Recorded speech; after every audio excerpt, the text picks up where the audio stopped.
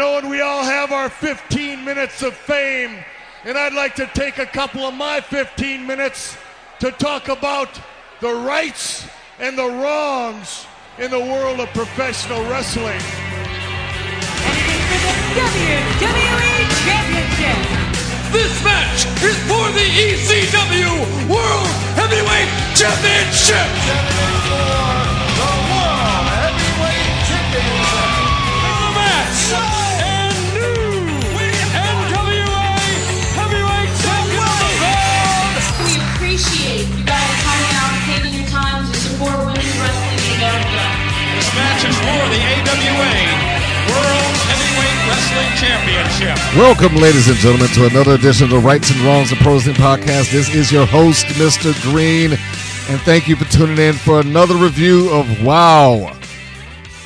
And I do believe that this particular edition is going to be an abbreviated edition because the episode in review is essentially their season finale.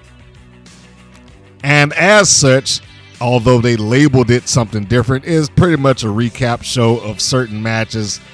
Recap might be a stretch, but at least half of this episode are matches that took place from another episode, because both of the matches that were chosen out of the same episode, which quite honestly seemed a bit lazy for me, but that's just me. And it certainly didn't seem like some panel of judges like they had promoted talked about this and let's pick the best matches that we can find. We didn't get any of that. So we're going to go over the episode. Like I said, this likely will be an abbreviated version of it because there are only two new matches, relatively speaking, that took place on this episode at all. Those matches were Animal Instinct taking on the Tonga Twins and what would ultimately be, as far as we know, the final appearance of the Tonga Twins on WOW's television, as we can say right now, because you never want to say never in wrestling. You know, people have fallen out and shown back up and whatever the case may be. So, but as of right now, we will go with that idea. And the other match that is the only new match, so to speak, in this episode is the Classmaster with Samantha Smart taking on Santana Garrett with Americana. So, why don't we go off and get into that, because it's not really a lot here to go off into storyline and angles and stuff like that. It is, for all intent and purposes, two cold matches and two recap matches. So let's talk about that. And again, thank you for your time. I'm going to start with the panel of alleged judges that were supposed to pick this stuff out. Now remember, this is WOW's fan appreciation matches. Allegedly picked by three individuals across, I guess, three forms of media, maybe. And from that, the fans were supposed to pick or vote on, or whatever the case may be, the match that you wanted to see. The three individuals were Jim Varsalone from the Miami Herald, Tony Maglio from IndieWire, and Jeannie Buss. Now, when I got that information off of the show a couple of weeks ago when I did a review, the first thing was I was like, okay, I can accept Barcelona and Maglio. Jeannie Buss, I wrote why, because I all due respect to Jeannie Buss, I really don't feel like I don't want to say didn't have any skin in that, but I don't know if she would be able to pick out a good match if a good match walked up to her and hit her in the face. I think that she would look at all of these and be like, these are all great. So I just did not see that, and I certainly don't trust it, and I don't have any reason to pump up Jeannie Buss or gas her up or make her feel like she's smarter about this than what she is, the way that certain individuals on that show might, because they do that quite a bit. But now that I say that, there is something else that I guess I need to talk about before we go off and directly into the review, because it is released. The information is out there. I want to make note that WoW is doing a live event. And it's coming up pretty soon. As of this recording, I want to say it's going to pop up within 2 weeks. So we have got WoW returning to Las Vegas, and they will be participating in a live event that's taking place during, I guess I would define it as a street festival. I did look it up, and that's the only real way that I could describe it, because from what I've read, and maybe somebody that stays out there or sees it all the time or goes to it could really define it a little bit more clearly for me, just to let me know how that actually works or functions. But from what I'm reading, it seems to be a street festival, and as such, it looks like all the events there are for free. Now, I don't know if WoW is going to fall into that category, because when I did go to the website and I looked it up, the festival did not have them listed, even though the WoW press release does have it. So I have no reason to discount or not believe WoW when they say they're going to be there. It might have just been a case of, maybe they didn't update the site or whatever the case may be. But it's the Fremont Street Experience. So I'm going to read a little bit of that. So for anybody that happens to be in Vegas or, interested in checking out WoW, if it's something drivable for you or you can get there relatively quickly, this might be something that you want to check out. It comes to me from WoW. And that press release is this: WoW Winter Wrestling takes over Las Vegas Fremont Street Experience. Jeannie Buss and David McClain's all-female wrestling organization comes to downtown Las Vegas for Saturday Night Spectacular featuring WoW superheroes Chainsaw, Penelope Pink, Tag Team Champions Miami Sweet Heat, and reality TV star Paola Mayfield. Today, WoW Women of Wrestling announced that they will present a special live event in Las Vegas on Saturday, September 28th, 2024, with live matches featuring fan favorites and new WoW superheroes, or new WoW superhero reality star Paola Mayfield, the GOAT winner, and 90 Day Fiance. That's her background. We'll get into that a little bit later. For the first time and for one night only, WoW Women of Wrestling invites fans to come downtown Las Vegas for live matches at the Fremont Street Experience. The matches will be nationally televised, featuring four-time tag team champions, the Carlson Twins, Miami Sweet Heat, made up of Luscious Lindsay and Lovely Laurie. Australia's Princess Aussie and Genesis will also be returning, along with former WoW champion Penelope Pink and Mother Truckers Holly Swag and her mom, Big Rig Betty. Newcomers including Nikki Nashville, Xena Phoenix, and Albanian Grappler, and the Albanian Grappler will also take the ring in Vegas. All the action gets underway starting at 8 p.m. The live event will include the introduction to the Bus Belt, named fondly after co-owner and co-founder of WoW, Jeannie Buss, as a new title to compete for by the WoW superheroes. Season 3 premieres this weekend, September 14th in national syndication, and it will be available beginning this fall on Pluto TV via the new exclusive WoW Women of Wrestling channel. Now, having said that, as I'm recording this, the WoW Women of Wrestling channel already exists on Pluto. I have looked at it, but given that they're all episodes that I've seen, and I'm not saying this to say don't watch, but I'm just saying, look, I've watched them all, and there aren't very many matches that I'm like, I'm pining to see this again, or I'm pining to see this episode again. But you let me know. Look, you might turn that thing on and just be mesmerized by watching WoW just nonstop. But there's a couple of things that I wanted to address in this. One, they say that the matches will be nationally televised. I think that's great, and I hope they hold up to that.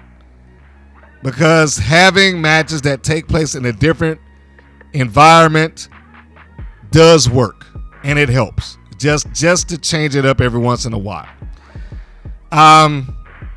So I will be looking forward to seeing if it shows up that way. I am not a fan of the newcomers or the names. I've said this to a couple of people, including people that work at WoW. I mean, they have some of the dumbest. Nikki Nashville, you know, Sprout Greens and Veronica Varoom. It's like they aim for the absolute lowest common denominator when they just name these people. And yes, I know wrestling is loaded with silly names from multiple organizations across the board, but you do not have to make it just sound so ridiculous. And, I mean, we know that the names basically are your gimmick. For whatever reason, if you did anything like, I'm from Nashville, well, we'll call you Nikki Nashville. If I'm taking a guess, that's probably the sole reason that she has that name. I was raised in Nashville. All right, well, that's your name now. I'm just guessing, but I wouldn't doubt that would be the case. So the names bother me, but that's neither here nor there. The other thing that I was going to get at, other than it being televised, and again, I do hope they hold on to it. Well, actually, I should say two. One, Paola Mayfield. I am not a reality TV watcher, so this is not on behalf of me, but I do see the appeal in having her there because they were able to kind of utilize that for some sort of press.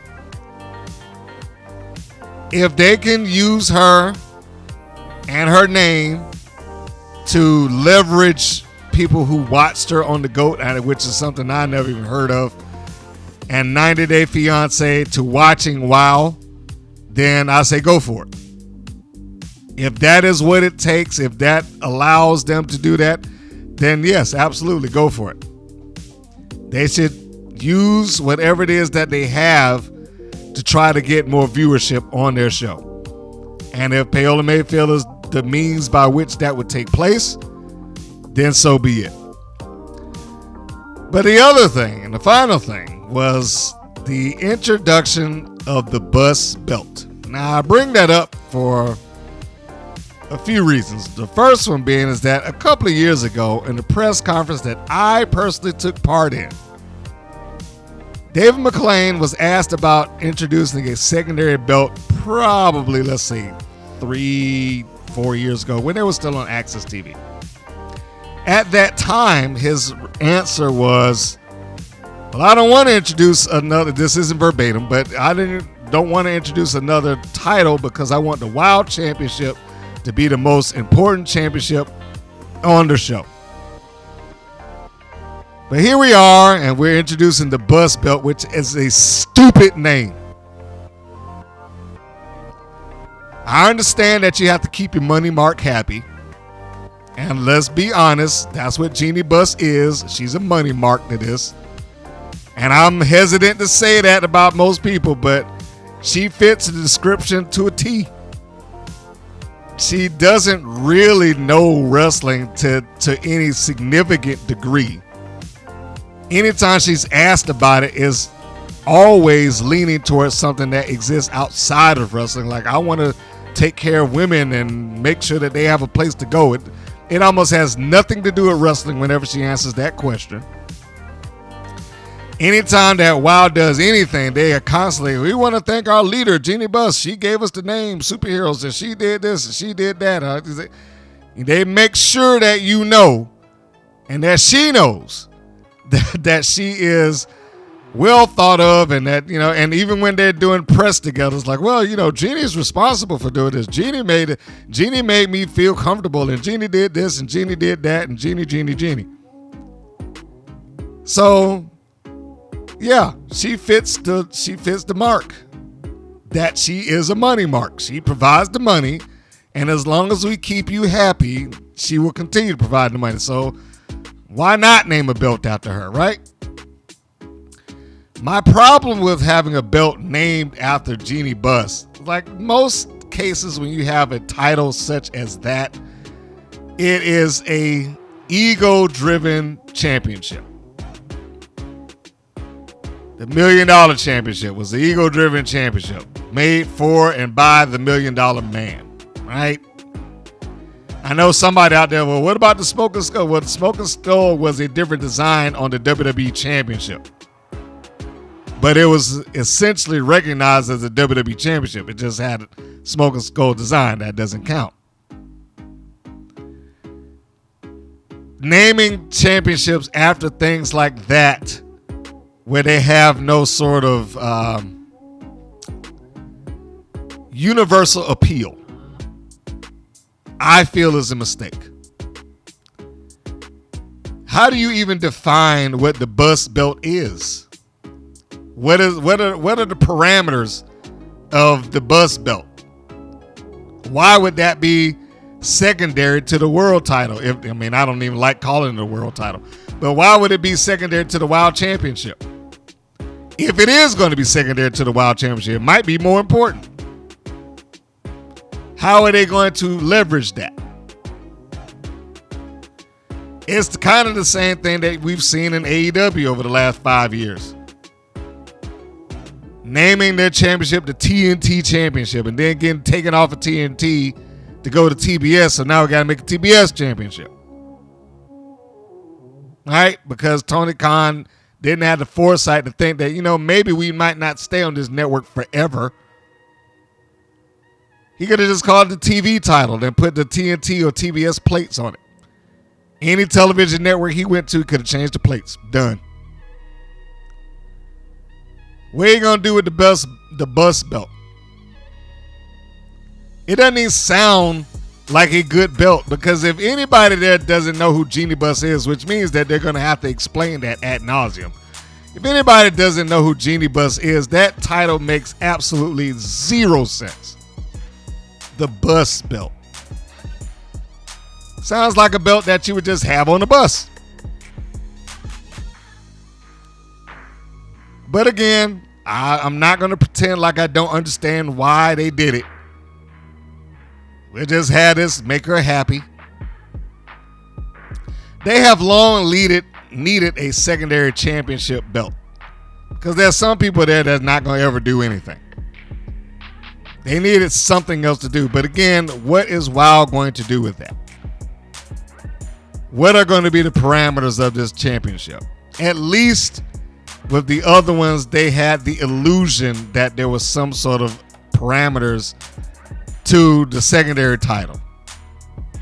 With the WWE back in the day, it was the Intercontinental Championship.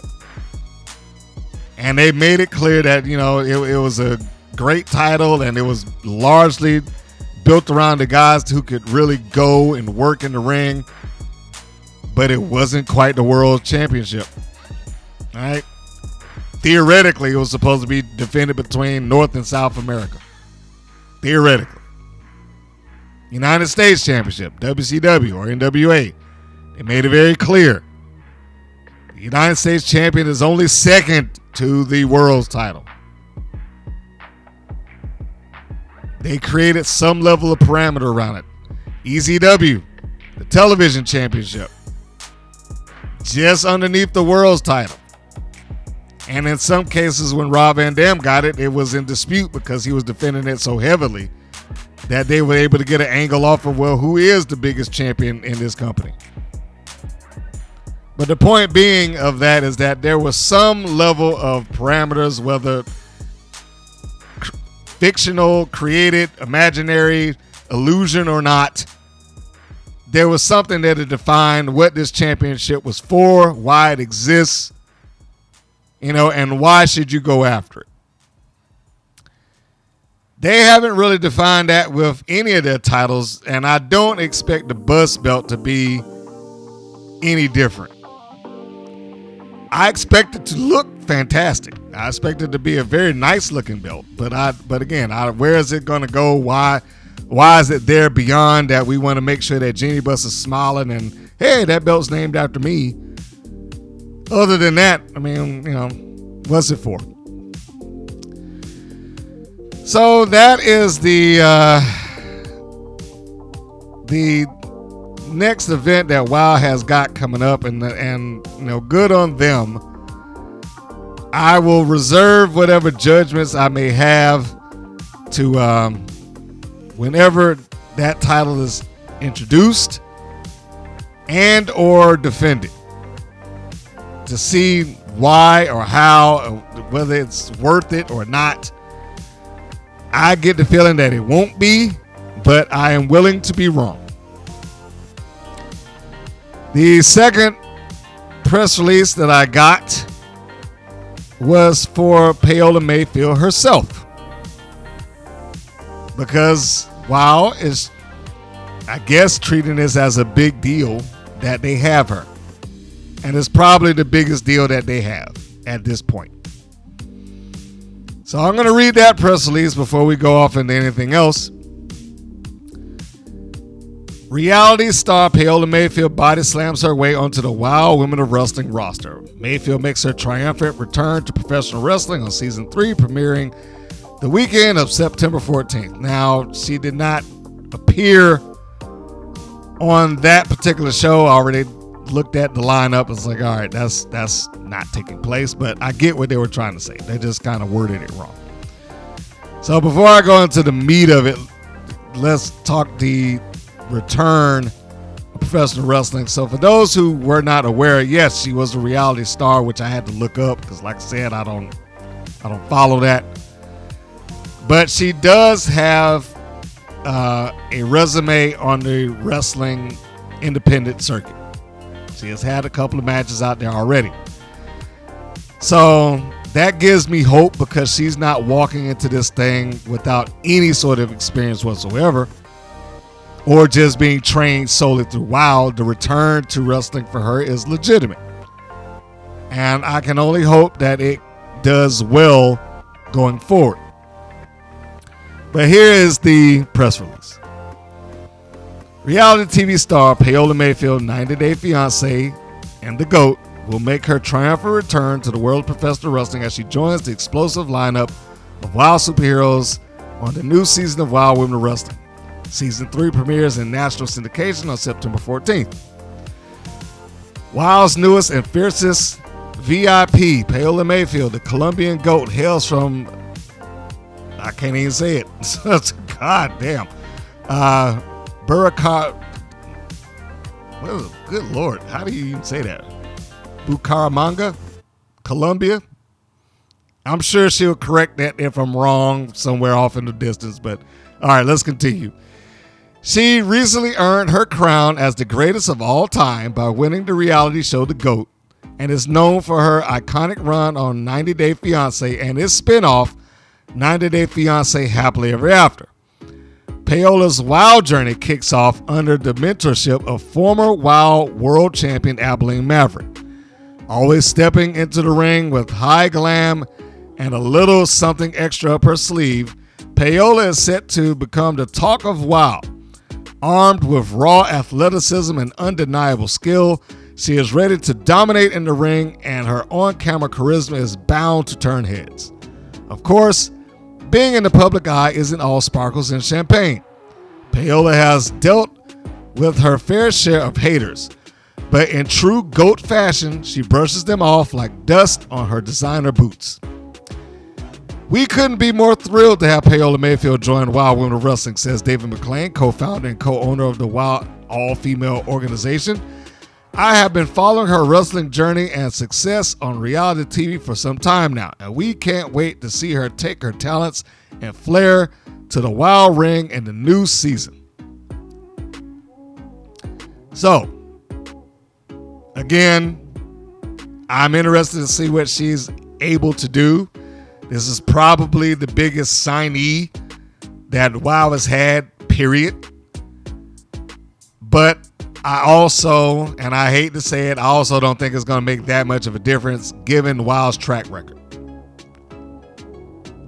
I don't know if they would be able to properly exploit having somebody on there who has some level of mainstream exposure. I don't know if that would be the case.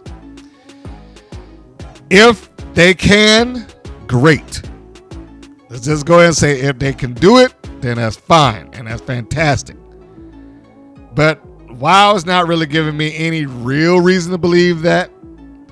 Although, in fairness to them and the organization, a random comment by a coworker of mine when we was talking about the show opened my eyes to something that he didn't even know that he was said it at the time.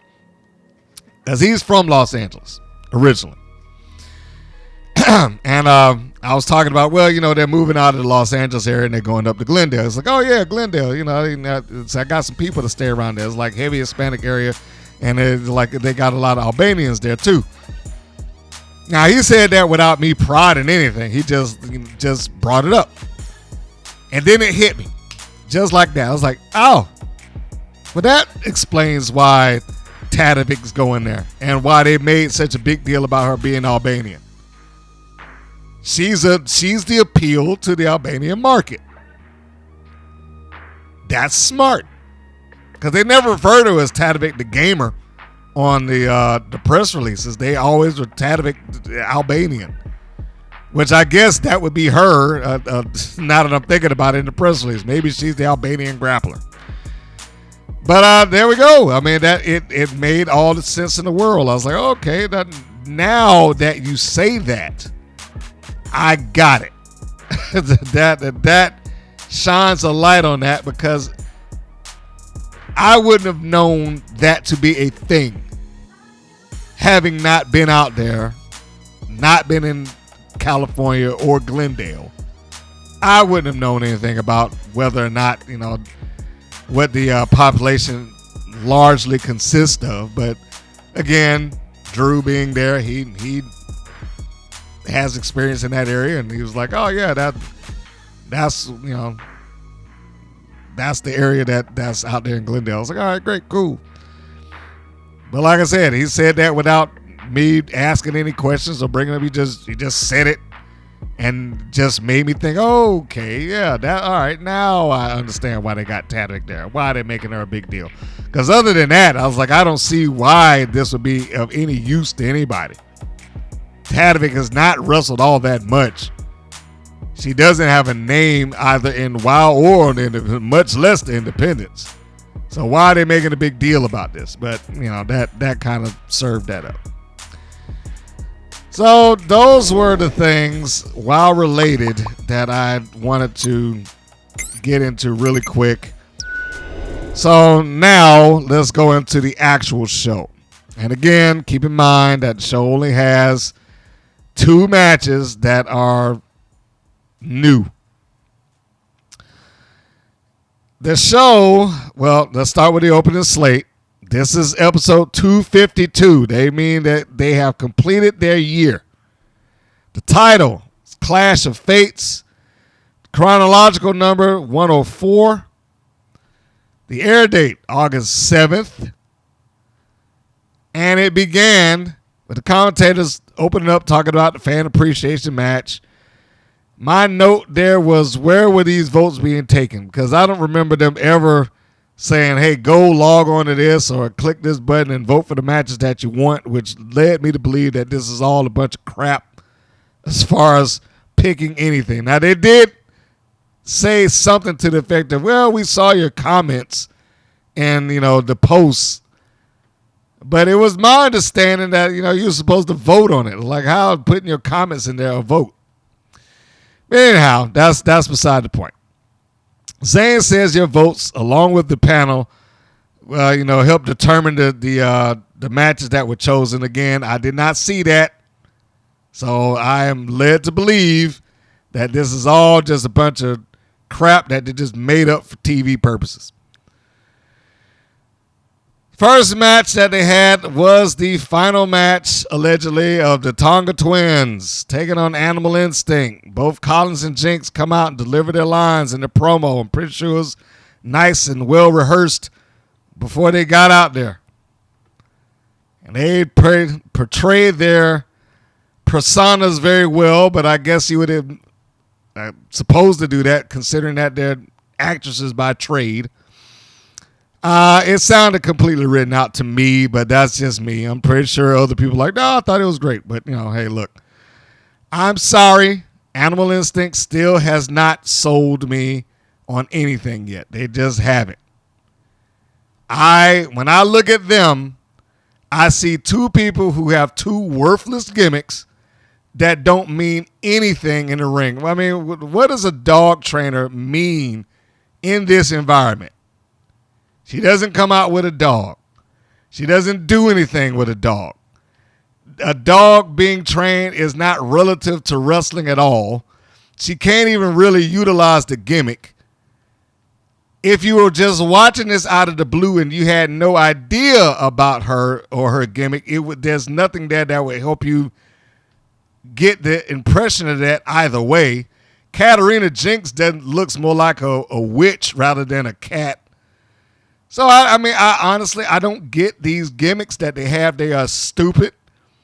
The Animal Instinct thing was just waiting to happen. I said that when both of them were introduced. Like, it's a matter of time before they either are in the ring facing off against each other or they're in the ring as a team. And sure enough, out of nowhere, with no rhyme, reason, or explanation, they became a tag team. So, the other thing was, like, a week ago, Katarina Jinx was like a de facto babyface because they pulled out a match out of nowhere, which, they put up against Genesis. And in that particular environment, she was out there shaking hands, she being Katarina Jinx. And Jinx is undefined. She will be babyface one week, heel the next. And we're going off of what they present on TV. I'm sure that is largely built on the idea that they just shoot some stuff and they just pull something out of the vault. But Jinx is is rudderless. She might be babyface one week, she might be heel the next. There's really no real direction for her or this team. I just, I'm biased. I do not care for Animal Instinct at all. I just don't. They can do fine in the ring, at least to a degree, but I don't have it for them yet. So anyhow, when the match starts, the Tonga Twins come out. The Animal Instinct jump them. They jump on their backs and they try to get an early advantage. The Twins fight them off. And then they take control of the match until they are cut off by Goldie Collins. Collins comes in when her partner's in trouble, and she grabs, we'll just say Kona in this particular instance because I didn't write down which one was what. So she stops her from pinning her partner. Jinx then, is able to get out and escape and whatnot. There are points in this match where it's kind of what's a nice way to say it? It's not like they botched it, but it's like they had to get each other to work with each other a little smoother. Like it was a little clunky at times. Particularly the point I'm talking about in particular is Collins in the ring, and she's taking on Kona. She's trying to get her in a backbreaker. Looked like she was about to break her own leg, bringing her down. And then she tried to bring up again, and she tried to get her to do something, and it just looked terrible. And then she tags back off to Jinx, and Jinx takes control. One thing that really got on my nerves with this match is that it seemed like, for whatever reasons, Nigel Zane could not say Katarina or Jinx or just the first or last name. He had to say Katarina Jinx is doing this. Katarina Jinx is doing that. Katarina Jinx, Katarina Jinx, Katarina Jinx. It's like he has to say the full name of both of the people. If they got a first and last name, he's saying them both. And yeah, I get it. you tend to do that sometimes, but god damn. It does wear thin after a while. So he just kept doing. Surprisingly, David was less annoying in this instance than he was. But we'll move on from that. He just made the name sound more dumb every time he said it. So anyhow, getting to the end, because again, this match is not all that important. Who did they get? They had Collins in there, and they were beating her up. Caught her in the belly-to-belly suplex. Jinx got in there and broke up the fall, which I'm not even sure if Jinx was the legal woman in the ring or not. I doubt that she was because I don't remember a tag. So they sent her out of the ring, so it wasn't important to begin with. She tried to get in there, and then the other sister comes and cuts her off. Chaos gets Collins up for a Samoan drop, so they didn't even have to worry about hitting their finish. 1, 2, 3, they're done. And that was it. Animal Instinct goes down. Surprisingly, the Tonga Twins are shown being the victors in their final match. Which I have to say, I wrote down this is likely the last match of the Tonga Twins, and they went over. They leave strong. I'm not sure if that's what I would do, but I have to give credit to WOW for doing it. Because they could have been jerks about it. They could have just put that match off into a vault somewhere and then never seen the light of day. They could have put in the last match that they lost and been done with the Tonga Twins altogether. They could have recut the audio to make them look or sound stupid. They could have did any number of things. They did not do that. So I have to give them credit for it. They probably just chose, just let them do what they're doing. Go on about their way, and that's fine. And it's, not common wrestling practice. Most people would do the favors on the way out the door, as they tend to say, but that was not the case here. This match is barely, is pretty basic. It was fine, but it was pretty basic. Nothing I would say you need to go out your way and watch this match is great. No, I can't say that. It's amusing, entertaining to look at, but other than that, I mean, I didn't see a real reason to be like, oh, yeah, go watch this match. So I say just, you can leave that as it is. The next segment on the show was McLean comes back and he says the panel of judges decided to give the fans 2 appreciation matches instead of 1. I think that was more of a case of we need to fill more time, so let's just grab another match. I did not understand the need for a panel here. I'm not sure if these were the best or matches or the best representation of matches out of WOW, but they chose what they chose. And given that this match that's coming up is something that is already shot and already reviewed, and I've already seen it, and I've already made my opinions felt about it, if I am really thinking about it, I will dig into the archives and I'll pull the clip out of what my original review for this match was. And then we will just move on to the next one because my opinions haven't changed about it. So let me see what I can do. Let me see if I can actually pull this thing on up. And then we will go into that. Abilene Maverick did well here working as a heel. She was trying to do what she could do to make sure that she maintained control of the Beast. The Beast was still presented as being bigger and stronger and able to withstand the pain and everything that's going on with her. So let's go to the end of the match, which I'm still not entirely sure how this was pulled off. So we've got Abilene Maverick controlled more or less by the Beast. This was, as stated, a Beast showcase. She does a world's strongest slam on Abilene. Abilene kicks out just by the skin of her teeth. Then she rolls over to the ropes. She refuses to let the ropes go because she doesn't want to deal with the Beast anymore. The Beast is trying to get her off. The referee is saying, no, you can't do it. She's in the ropes. All right, and Abilene is holding on for dear life. When she lets go, she immediately goes for her boots, like she's reaching to get something.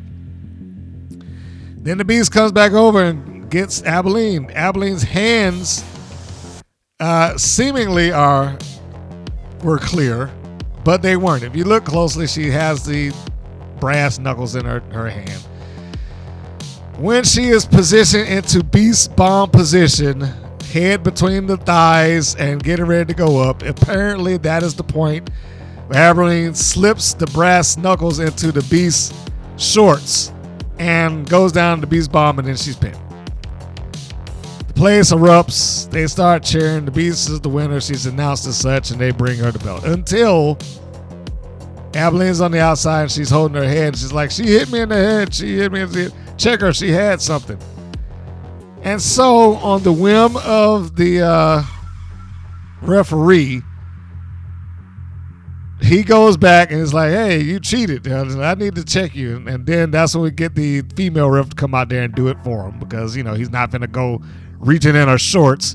So for those who might have thought that, why would they have these other referees come out here? Well, that's simple, because he can't do it. That's why. He's got to have somebody else go in there and do that. Now, he's complaining, or not he, the Beast is complaining, like, no, I never did anything like that. So here's where the finish gets a little wonky for me. I don't mind the subterfuge. I don't mind the heel tactic. I don't, or anything like that, or that she found the brass knuckle. I just think that it was executed in a way that would not necessarily be fully believable for me.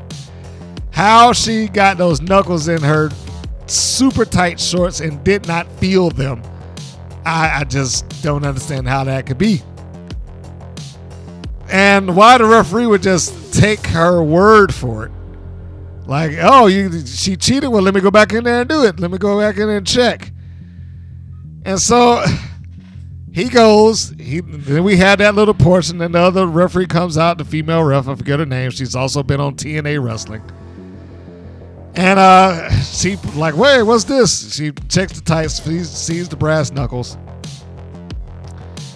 And Abilene has outsmarted the Beast again, or found a way to get by against all odds, against all her contenders. That probably is the running theme of Abilene's reign right now, is that she has found a way to get by against whatever it is that she's had to face. Now, this will require her to be a brilliant strategist, to have brass knuckles that I am not even going to attempt to use, but I'm going to try to slip this into her shorts so that I can convince the referee, and hopefully he believes me, that I got hit in the head despite the fact that I have no damage on my forehead to prove anything differently.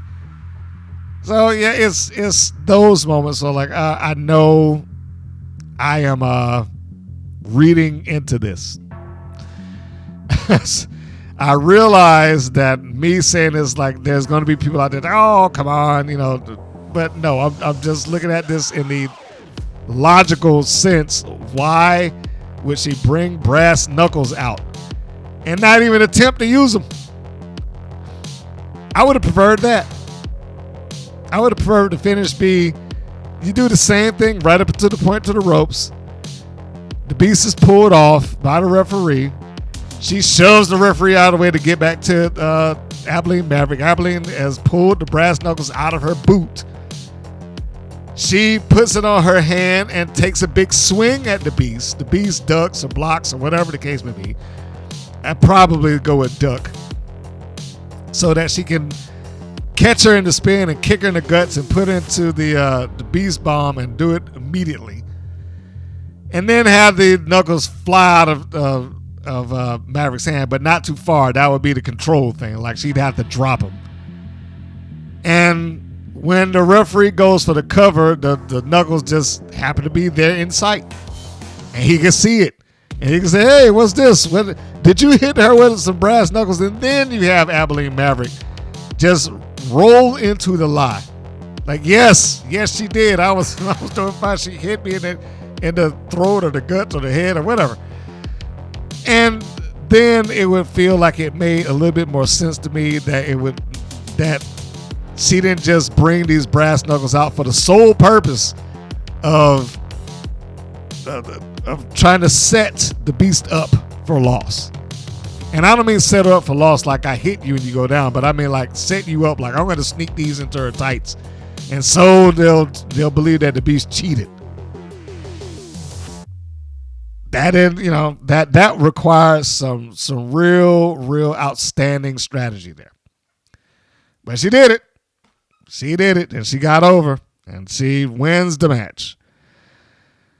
It's amazing that she was able to pre-plan this, but she apparently was able to pre-plan that. That is what makes the VIP Abilene Maverick the top girl in WoW as of right now. That match was a championship recap, and it was the first match between the two, Abilene Maverick and the Beast. The original air date for that match was in March 9th, 2024. Of course, it was shot before then, but we're going off of the air date. The episode was 226. The title was a very important main event. That was the original showcase of that match. The segment that followed that, they showed the follow-up of the angle and the confrontation between the Beast and Maverick's feud. Or, at least they did that much. I had to give them credit. Say, at least they didn't just show that and be like, all right, well, off to the next thing. They at least showed some conclusion to what had gone on, so that if you were watching this for the first time, you knew it wasn't something that just took place a week ago, and they actually had some sort of finish that was satisfactory to whoever was watching it. So that is the credit that I can give as far as that is concerned. The next segment is the Classmaster, with her manager Samantha Smart taking on Santana Garrett with Americana. Now, if you've listened to this review, you know what I feel about the Classmaster. She probably could be some good there and probably could be presented as something dangerous if she weren't so concerned with being a goof and comedic. She comes out there doing her normal thing with her cap and gown on, looking at her picture book as she walks out the ringside, telling people, read a book. I really don't know what the value of the Classmaster. They have taken her from being what was supposed to be some, she could take on the Beast, to now she's just normal. It doesn't have anything. And again, I don't know what the purpose of this book is. She just stands there flipping through the thing and looking like she's bewildered to everything that Samantha Smart says. Like, what? So Samantha Smart comes out and there, she cuts a promo at the beginning, and she delivers her promos well. And I guess she walks around, I should have mentioned it earlier, she walks around with her nice bedazzled yardstick. But I don't know if I got anything from this promo. I don't know. The audience seemed bored and not engaged with this. They just kind of sitting around. The words of this meant nothing. At least it meant nothing to me. So, and I have said every time I look at the Classmaster, I do not understand, because they only give her she's 6'2" as her defining characteristic. The 6'2" Classmaster, which I really find kind of pointless that would be her defining characteristic, especially when her manager's got to be at least 6 feet tall and she's wearing thick ass heels. The ring announcer's got to be at least 6 feet tall. And neither one of those accentuate this thing that they're trying to get over with the Classmaster. Never mind that she has a stupid name along with the rest of the people who have stupid names on the show. So, David McClain talks about Garrett coming to the aid of Americana because she was being bullied. I was like, they're doubling down and recapping on another bullying angle, which we never saw because they never show these things. I guess they're afraid to show somebody being bullied on TV to get the point across. They just mention it. They're vaguely mean to them, kind of. And they keep carrying on about the Classmaster size. Like I said, it is the only characteristic that she has. They don't talk about her strength. I mean, they might, but it's always in relation to her being 6'2". If they are going to keep going on with her height, get her away from Samantha Smart. Does not need to have a manager who's equally as tall as her if her biggest thing that she has going for her is that she's tall. This match is a cold match before I go any further. It doesn't mean anything, not going anywhere. There's no angle involved in this, not to start with, not to finish with. It's just a match. So nothing wrong with that. But I'm just saying, there's nothing for you to be invested in this. Let's just go to the finish of the match. All right, there are points in the match where the Classmaster's doing well and she's illustrating her strength. Like I said, I don't particularly care for her being the quote strong person in the ring, utilizing a bunch of submissions and whatnot. I would prefer, and this is just my personal opinion. I'm not saying that what they're doing is wrong. But if I was going to try to sell her for being strong, that's what I would want her to do. I want her to be strong, dominant, show the power moves, show that this is easy for me. I'm not trying to submit you. I'm just going to beat you up. But that is my personal thing. I will not say that what they're doing is wrong and what I'm doing is right. Because there are many rights. As we have discovered, over the years, just because one person likes it that way doesn't mean that the other way is necessarily wrong. So getting towards the end of the match, we can pick it up where Garrett has the chancery on the Classmaster. Classmaster gets to the ropes. God, I hate this name. She gets to the ropes, and they break the holes. Samantha Smart gets up on the apron, which then gets Americana up on the apron. The referee, being an idiot, goes over to Americana. Samantha Smart takes a whack at Santana Garrett, and then she misses and hits the Classmaster in the head. Now, here's the problem that I have with this spot, is that she did it twice. She gets up on the apron and she, after the referee's distracted like 3 feet away, so I don't know why he missed this. But, and I don't know why he's like bouncing up and down like he's got to go pee or something like that. But as he's trying to hold her back, as she's getting in the ring, I don't know why she's doing that either. Classmaster hoists Garrett up in a full Nelson, and she's getting ready to get hit in the head, like I said, right? Smart takes her yardstick, and she swings it. Garrett ducks, hits Classmaster in the head, but then she swings it twice. When you do it once, I'm like, okay, that's a mistake. When you do it 2 times, like you did that on purpose.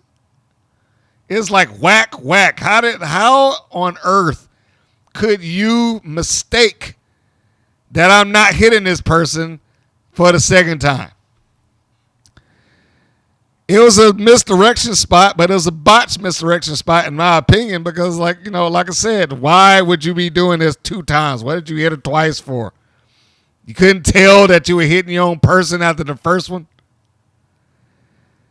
And then this yardstick. I hate the gimmicks in WoW, too. I hate the gimmicks in WoW. The mirror, the yardstick. All these light items that are supposed to just knock you out or just make you so incapacitated that you can't do anything. I've been hit with a yardstick. Yes, it hurts. Especially if somebody's swinging it hard. It hurts like a mother, but it didn't knock me out or leave me groggy. If anything, I was like, I might be yelling or something like that. It might have made more sense for her if she went back clutching her head like, damn it, that hurt, or something like that. But she goes back and she's staggering like this thing has legitimately just knocked her into next week. So she's staggering around, standing there, and I don't know what took Santana Garrett so long. But she's sizing her up, and then she gives her a super kick across the chest, and then 1, 2, 3, that's it. She pins her. Classmaster loses again. This mighty monster that's in WoW, who was supposed to be some sort of legitimate threat to the beast, now can't win at all. The match was fine, but it had a poor finish. Smart didn't help with this finish here at all. The way that the yardstick was sold, first off, I don't even like that the yardstick was used, but the way that the yardstick was sold did not help either. So, my only suggestion there, I really wish they would utilize different things as their gimmicks to injure or attack or whatever the case may be. When the disciplinarian was there, that paddle looked thick enough to where it probably could knock somebody out. They probably didn't have a lot of people there who would be able to work that paddle without legitimately hurting somebody. But you know what? That's WoW's fault, because they keep hiring people off the street. Maybe if they had some people there who knew how to deal with it, they could use some different things, different items. But their yardstick is just ridiculous. Depending on the circumstances that is used in, is fine. When they had the match with the Classmaster and Sierra Breeze, and she got up on the top rope and Smart smacked her. God damn, I can't even say it. Smart smacked her with the yardstick. That made sense because she's on the top rope. She's trying to balance herself. And so if you come across somebody with a big stick and whack them and make them lose their balance, then yeah, that works. But this knockout thing that she had, I was like, that would have been the thing I would have told her when she got to the back. You need to sell that different. You ain't knocked out from getting hit in the head with a yardstick. You're in pain, but you ain't knocked out from it. So don't do that. But that was too little too late. And then that match happened and it moved on. And like I said, it was fine, but it just fell off a cliff for me at the end. The next segment was an ad for the new season of WoW. Segment after that, McClain introduces the second fan-decided match featuring the Mother Truckers and Miami Sweet Heat. Again, I wrote down what's the point of the panelists. None of them did or said anything. They didn't even provide an email from them. I was trying to wait to the end of the show, like, okay, well, maybe they'll get one of them on TV and they're like, hey, I'm so-and-so from the Miami Herald, and this is the match that I chose, and blah, blah, blah, and this is why. There was really no point in having panelists at all. They only had their face and name shown on screen, and then that was it. They didn't do a thing. They didn't give a reasons why they chose this match. They didn't send in it. Like I said, didn't write an email to where they can read it on the air. Nothing. Not even Jeannie Buss, who has stake in this show, did anything. So what was the point of that? What was the point of having panelists who didn't do a thing?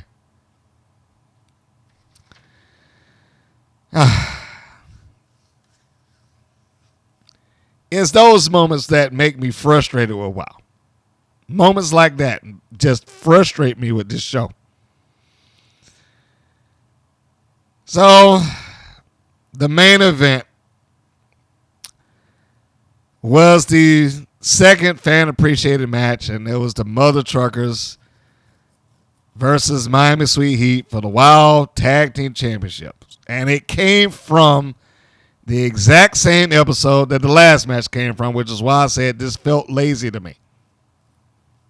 Episode 226, a very important main event, original air date March the 9th. I don't know what that was for. But rather than me going into it now, I'm going to do a quick switch, pull up the old review since they pulled up the old match, and I will get back to you after my previous review is done. Very rarely do the team of the Mother Truckers ever suffer loss. Very rarely. So I walked into this fully expecting Miami Sweet Heat. I wanted to say the Mother Truckers to lose, but I guess I can say I expected Miami Sweet Heat to lose is what I meant. Expecting the Mother Truckers to win. So it's not important to the review, but I just found it kind of funny that Dave McClain was like, oh, yeah, I had this match, but I hate seeing anyone hurt. I was like, why are you booking them and repeated no DQ matches then? What do you mean you hate seeing anyone hurt? Because he was talking about the neck problems that Vicky Lynn McCoy suffered for going through a table, and he's like, oh, yeah, I don't want to see anyone hurt. I said, really? You don't? So how about not booking these matches then? But I can't even blame the match because I know I've said it before in one of these earlier matches. It is the cleanest no DQ match I have ever seen. I mean, this one might be cleaner than the one that I said that about previously. There's one table, one chair, and one trash can in this thing. There is no mess.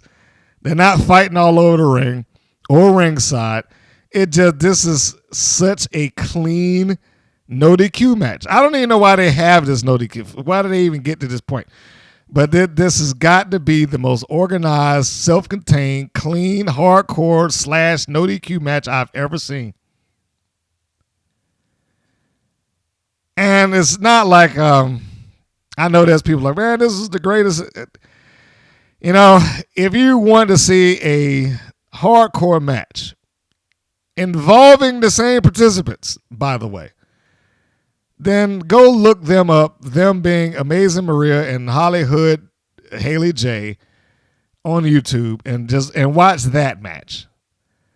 That match actually was suggested to me recently. I had seen it already, but it was re-suggested to me in an email. The two of them had a hardcore match against each other, mother and daughter, and it was bloody.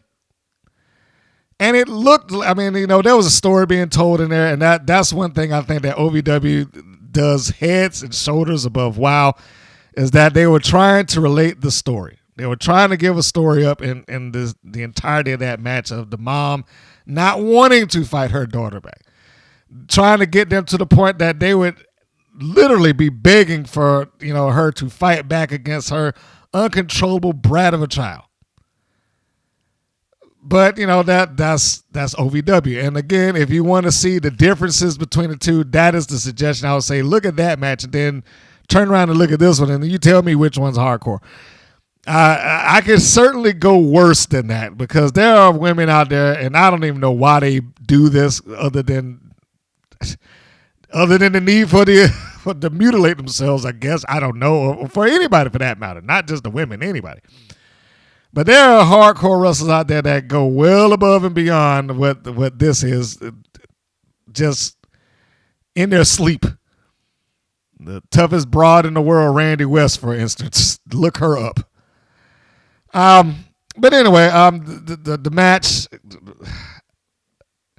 other than that, they needed this to allow them not to tag in and out.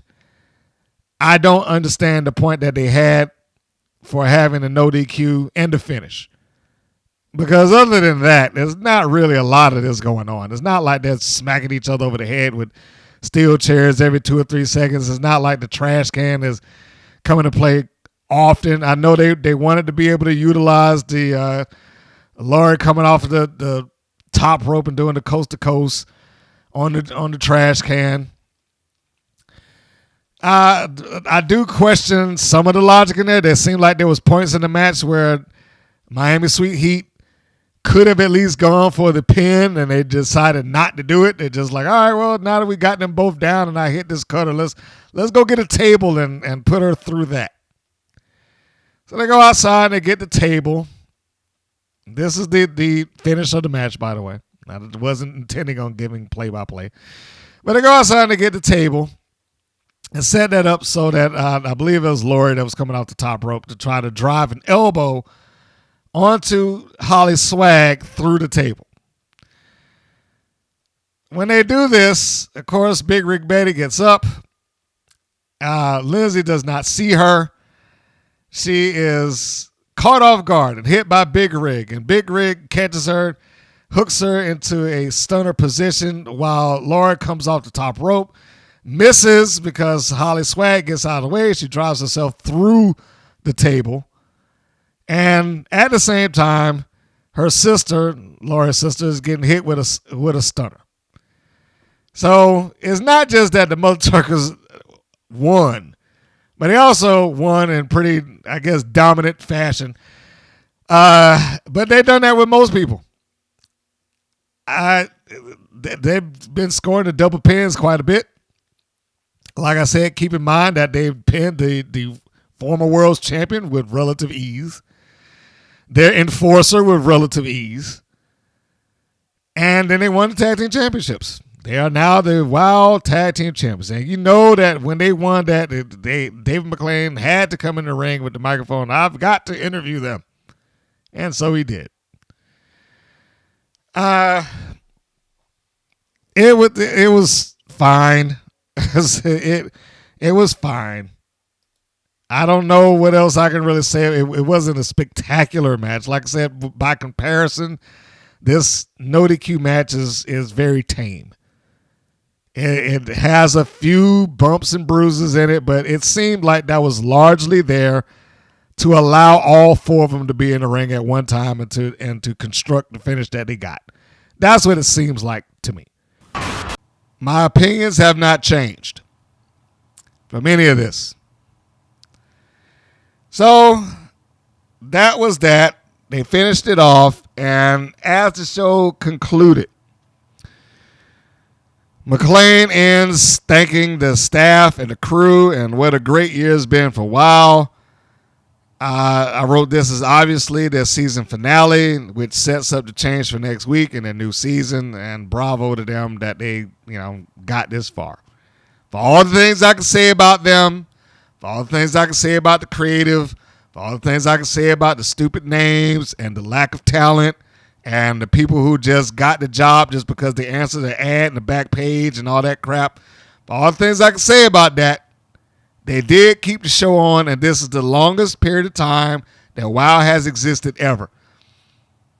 Now, I cannot take credit for saying that they stayed on the air without taking any hiatuses or seasons off, but I do know I have repeated that for years.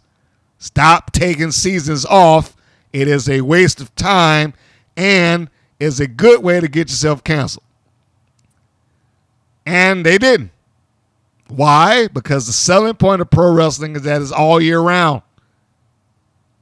It provides content all year round. That's the point of it.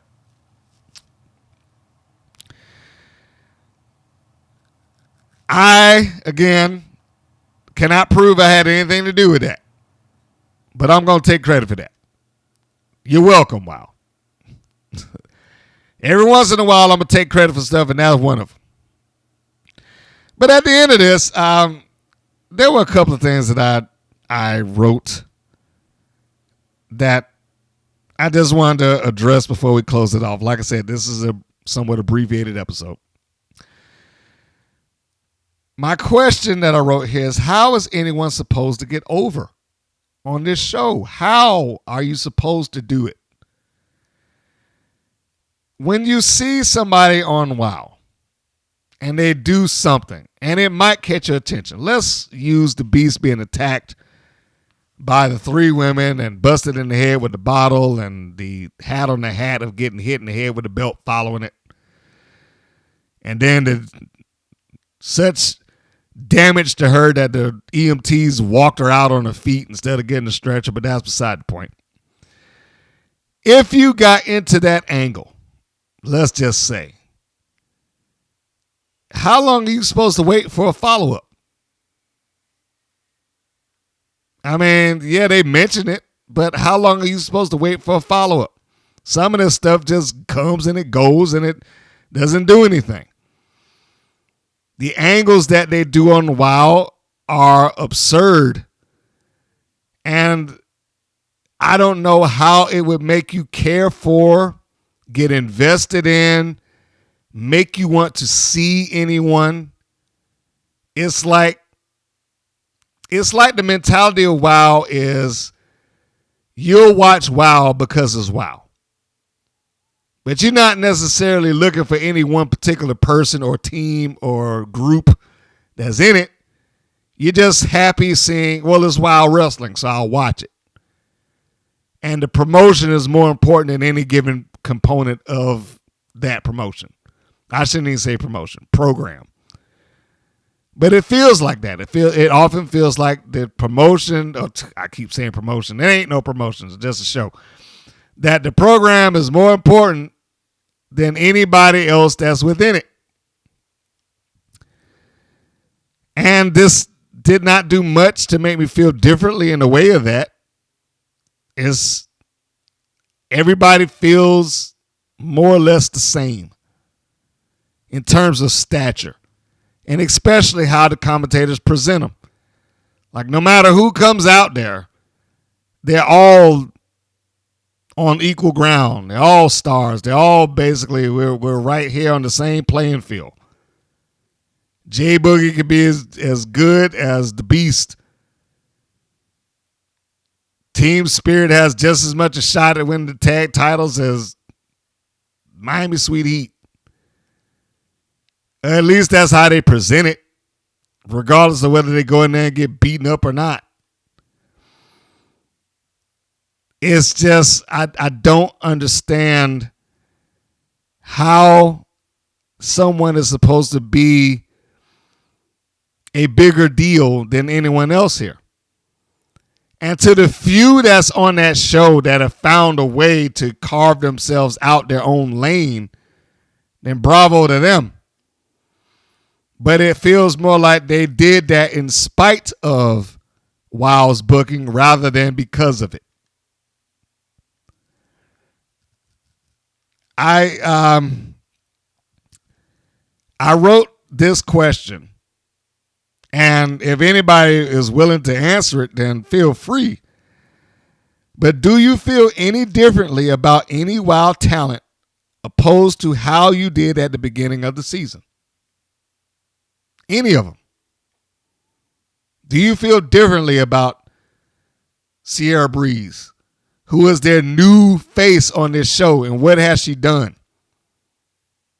She's lost more than she's won. I don't remember her cutting a promo. I don't remember her having an interview. I don't remember her having an angle. Do you feel any differently about her than what you did when you saw her? Classmaster. Does she feel like a bigger threat now than before? G.I. Jane, Steffi Slays, Ariel Sky, top tier. I mean, you go down the line. Do you feel any differently about anyone on this show than you did at the beginning of the season? Anyone? Has anyone won you over? Do you feel like they're a bigger deal? Do you feel like they're a main eventer? Do you feel like they're a star in the making? Anybody? Like I said, for the few that might have done something relatively close to that, is because of them rather than the show. Has anybody gotten over any move as a finish? That was the second question. Very few of them have had a finish and stuck to it. It's like they do 2 or 3 different versions of them. Does anybody there hit a move as a finish that you're like, all right, yeah, that's it, they're done? Like even the last time I saw Princess Ozzy, she was using a cutter that was the setup for her frog splash off the top rope. But then the last time we saw her, she did angel wing DDT. And that's not the only person that's done it. It's been several people who just, G.I. Jane's probably a good example of it. It was a World's Strongest Slam, then it was boot camp, and then it was the DDT off the second rope. Has anyone gotten a finish over that you look at like, all right, once they do this, it's done? Because if they did, you could probably get some mileage out of that if somebody actually kicked out of it once or something like that. But none of these do I look at and like, oh yeah, that's great. They actually got themselves over, or I believe in this move as a finish or something like that. Do you? I don't know. But that's, again, that's me. I don't know if my opinions about WOW and how they produce and how they present their stars or anything like that, I would necessarily agree with. And then when I see any of them taking bookings outside of that company, it's like whatever company it is that they go into, don't even bother to bring up that they're on WOW and national television. Holly Swag goes somewhere outside of WOW. She is not Holly Swag, and they do not mention that. It is just either is Hollywood Haley J from OVW or Hollywood Haley J from OVW and Netflix. WOW is the afterthought. But that's my opinion. So, as stated, as far as I'm recording, this is somewhat abbreviated. Now, it might be buffed out once the additional reviews are added into this. But that was that. I have finished up. And there's really no reason for me to go into the preview of the next episode, because the next episode is their beginning of their new season. And yes, they got a new set and a new location. The photos look fine. Reminds me of, a lot of other wrestling promotions right now. For the sake of the show, my show, I will read it, but, it's not that. I don't think it's going to make any particular difference. Now, I did look at this stuff in advance of me recording this. By the time you're hearing this, you would have seen what I'm talking about now. So you and I are on the same page. I did see it a little early, but like I said, by the time this is uploaded, you would have seen it too. So we'll be on the same page. But because I'm used to doing it at the end, I'm going to read it. So this will be episode 301, titled Beast or Bust. WOW Women of Wrestling's new arena is the perfect setting for the unveiling of the first ever WOW Trios Championship titles. WOW matchmaker David McLean will make the special presentation to the reigning Trios champions Top Tier, Coach Campanelli, Candy Crush, and Gloria Glitter. Following the ceremony, a full match lineup is featured with tag team action having Animal Instinct, Katarina Jinx, and Goldie Collins looking to continue their dominance over the Kingdom as they face the high-flying Mighty Mice. We're ignoring that they lost this episode past that we just went into. Now, I just said that, not the press release. In the WOW Championship picture, all eyes on the Beast. In the main event, Penelope Pink and Princess Ozzy will wrestle to determine the number one contender for the WOW World Championship, but they're not the only ones with their eyes on the WOW World Championship. Now, without going into grand detail and saying that I actually did enjoy the first episode that I saw, I will just mention a few, and I'm sure I'm going to repeat it. So let me just say that now. I'm sure I'm going to repeat it. But I will just mention the things that I did not particularly agree with. I'm not going to say that I didn't like, but I didn't agree with. First thing being is the main event. The main event was good. So this is not anything on Ozzy or Pink. However, it's been like the same 4 or 5 people that's rotated in this main event scene for like a year and a half now. Move on.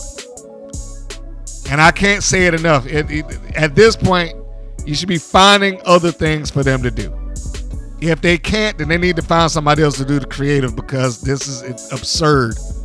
Yes, Penelope Pink should be aiming for getting the championship back, but that does not mean that she cannot have some other angle or some other issue with somebody else along the way. What have either one of these women done to be in a number 1 contendership match in the first place? I mean, seriously. Didn't Pink just lose to the Beast not all that long ago? Princess Ozzy has been out of the championship picture for a while.